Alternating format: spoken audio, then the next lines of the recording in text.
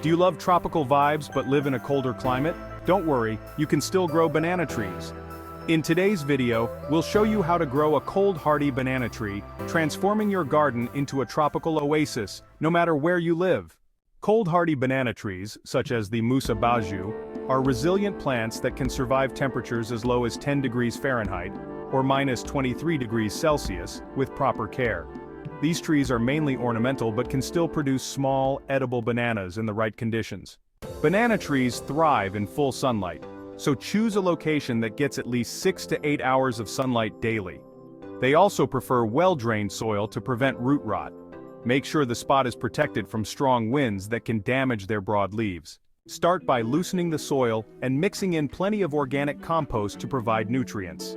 Dig a hole twice the size of the root ball and plant your banana tree with the crown just above the soil line. Water thoroughly after planting to help the roots establish. Part 4. Watering and fertilizing.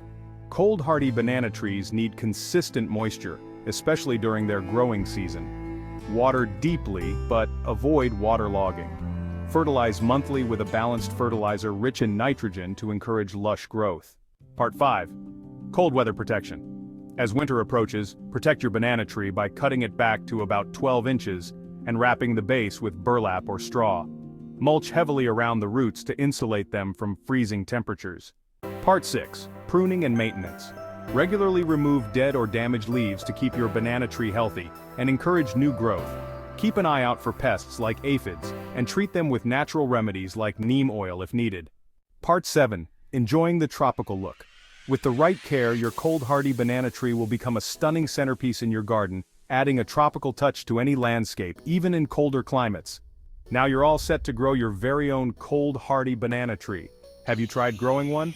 Share your experiences in the comments below.